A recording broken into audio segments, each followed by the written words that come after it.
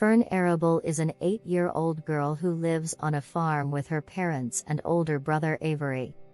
One day, Fern stops her father from killing a runt pig, claiming it is unfair to kill the animal simply because it is small and weak. Fern names the pig Wilbur. For several weeks, Fern feeds Wilbur from a baby bottle and plays with him, and the two become close.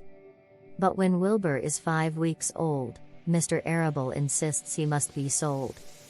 Fern calls her aunt and uncle, the Zuckermans, who also own the farm. They buy Wilbur for $6. Fern visits Wilbur in the Zuckerman barn often, but when she is not there, Wilbur feels bored and wants a friend. One day, a small voice says that it will be his friend. The voice belongs to Charlotte, a spider living on a web above Wilbur's pen. Though Wilbur is happy to find a friend, he is disturbed by her bloodthirsty feeding habits. Overhearing their conversation, a goose in the barn thinks to herself that Wilbur doesn't realize the Zuckermans will slaughter him at Christmas. When summer arrives, Fern visits Wilbur almost every day, and the animals trust her. Wilbur is fed well and growing larger. One day, though, the oldest sheep tells Wilbur that the Zuckermans will soon kill him and make ham and bacon from him. Wilbur becomes terrified and cries out for someone to save him. Charlotte promises she will come up with a plan. Meanwhile, Fern tells her parents that she hears the animals at the Zuckermans' barn talk, which deeply concerns her mother. After days of thinking, Charlotte decides she will play a trick on Mr. Zuckerman to save Wilbur. One night she tears a hole in her web and begins to spin. The next morning, when Lurvy, the Zuckerman's farm hand, brings Wilbur's slop to his trough, he notices Charlotte's web above the pig. The words "some pig" are spelled out in the middle. Lurvy and the Zuckermans are astonished. Claiming the web is a miracle, Mr. Zuckerman tells the local minster. The news spreads, and people from all over the county come to see Wilbur. Charlotte asks the barn animals to help her think of more words to write in her web. The goose suggests terrific. The oldest sheep persuades Templeton, the rat that lives under Wilbur's trough, to tear out ads from newspapers in the dump and bring them to Charlotte for other words to use. That night Charlotte spins the word terrific in the middle of her web. Soon, people start returning to the Zuckerman farm to see the terrific pig. Mr. Zuckerman decides to bring Wilbur to the county fair in September. When Templeton brings a soap-ed reading with new Radiant action to Charlotte, she decides to spin Radiant into her web. The next day, Fern tells her mother stories she has heard Charlotte tell Wilbur, including one about a cousin who spun a balloon and sailed away on the wind. Mrs. Arable drives into town to seek Dr. Dorian's advice about her daughter's behavior, but he assures her that eventually Fern will become just as interested in Henry Fussy, a boy she knows, as she is in the animals.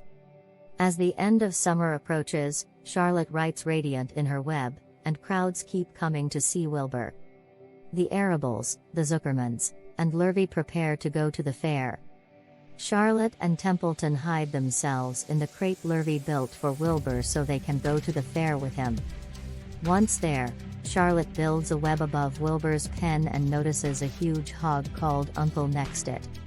Soon after Fern and Avery run off to have fun, Fern meets Henry Fussy, who treats her to a roller coaster ride. Templeton goes off to the fair too and brings back a newspaper clipping with the word humble for Charlotte to write in her web. After a hot day at the fair, the families and Lurvy drive home. Charlotte is tired, but she tells Wilbur she is making a masterpiece that she will show him tomorrow. The next morning, Wilbur sees that Charlotte has made an egg sack with 514 eggs. Charlotte tells Wilbur she doesn't think she will live to see her children. Templeton tells Wilbur and Charlotte that Uncle has a blue tag on his pen, meaning he won first prize. Arriving at the fair, the Arables, the Zuckermans, and Lurvy spot the word humble in Charlotte's web and rejoice, but then they notice that Uncle has already won. Mr. Zuckerman still insists on giving Wilbur a buttermilk bath to make him look his best. Suddenly a voice comes over the loudspeaker, announcing that a special award will be given and asking Mr. Zuckerman to bring his pig to the judge's booth. On the way there, Fern sees Henry, and she races off to treat him to a Ferris wheel ride. Mr. Zuckerman is awarded $25 and a bronze medal. Wilbur faints in the excitement, but Templeton bites his tail to revive him. Back at Wilbur's pen, Charlotte says she will not be returning to the farm because she will die soon. Wilbur promises Templeton that if he retrieves Charlotte's egg sac, Wilbur will always let him eat from his trough first. Templeton agrees. Wilbur holds the egg sac in his mouth. As Wilbur is pushed into his crate, he winks at Charlotte, who whispers goodbye and waves. The next day, Charlotte dies. Wilbur returns home with the egg sac. Throughout the winter, he guards and warms it, and in spring, tiny spiders begin crawling out. One morning, each young spider spins a balloon with fine silk and sails away on a warm draft. Wilbur cries himself to sleep, however, when he awakens, 3 tiny voices greet him.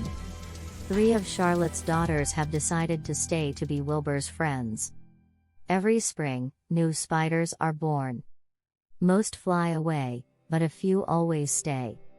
Wilbur lives a good, long life, but he never forgets Charlotte.